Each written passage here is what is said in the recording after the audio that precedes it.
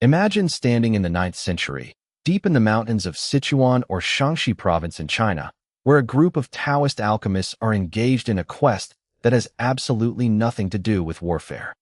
These men were obsessed with the idea of eternal life, convinced that the right combination of minerals could produce a legendary elixir of immortality. They spent years mixing, heating, and experimenting with various substances following recipes passed down through mystical and medicinal traditions.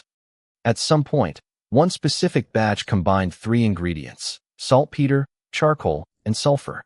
Instead of granting eternal life, that mixture did something considerably more dramatic. It exploded. Early historical records are filled with accounts of singed beards and burned-down workshops, which tells you everything you need to know about that first terrifying encounter with what we now call gunpowder. The alchemists named this volatile substance Huo Yao, which literally translates to fire medicine. It is a name that still carries the faint, slightly embarrassing memory of its original purpose as a failed pharmaceutical rather than a future engine of global conquest.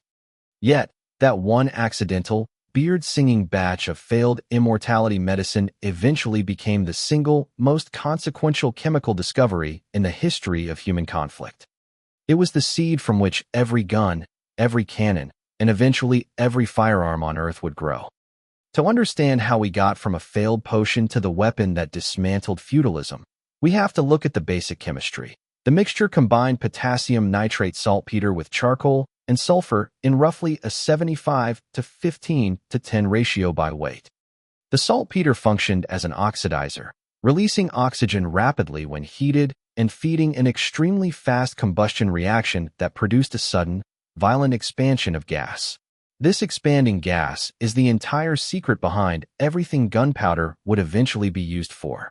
In its earliest documented uses, gunpowder wasn't weaponized at all. It was used for fireworks, smoke signals, and festival entertainment. For generations, ordinary people across China encountered this substance primarily as a decorative spectacle rather than a military threat. That changed once military commanders during the Song dynasty saw what this volatile substance could actually do. Between the 10th and 12th centuries, Chinese engineers developed the huochang, or fire lance. The design was as simple as a weapon could be.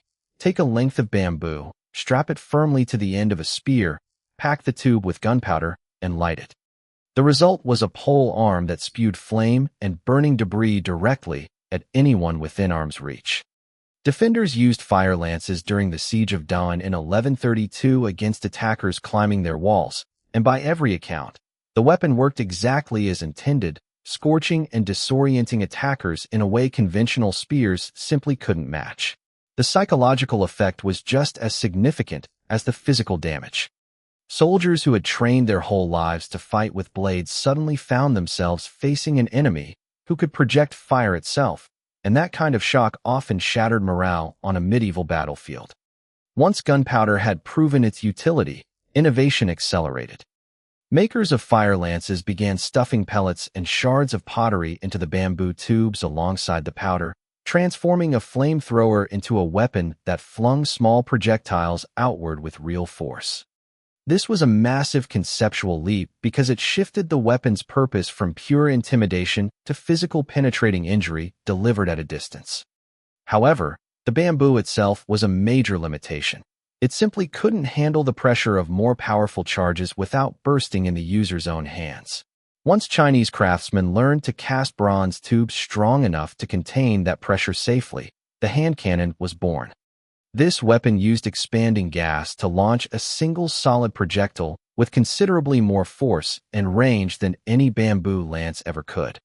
By the 13th century, metal-barreled hand cannons were in regular use across China, representing a genuine technological leap in reliability. They even scaled the concept upward, producing devices with names like the thunderclap bomb and the heaven-shaking cannon, which were capable of reducing fortified positions that had previously seemed unassailable. When the Mongols invaded China in the 1200s, they encountered these gunpowder weapons firsthand during sieges like the defense of Kaifeng in 1232. Rather than being defeated by it, the Mongols absorbed the technology. Once they established the Yuan dynasty, they carried gunpowder weaponry with them, as they pushed westward into the Islamic world and towards Europe. This Mongol military campaign functioned as an accidental delivery system, carrying gunpowder knowledge across enormous distances far faster than trade caravans ever could. By the late 13th century, the technology reached Europe, landing in a political and military landscape that it would completely and permanently transform. The arrival of the gun in Europe eventually dismantled the systems of feudal military power that had stood for hundreds of years. While early European hand cannons were crude and slow to reload, their impact was undeniable. Castle walls that had withstood traditional siege equipment for generations began falling to cannon fire. More importantly, the mounted knights in heavy armor, who had been the dominant military force for centuries, found themselves increasingly vulnerable. A relatively cheap weapon in the hands of an untrained soldier could now neutralize an opponent who had spent a lifetime and a fortune preparing for combat in the traditional way.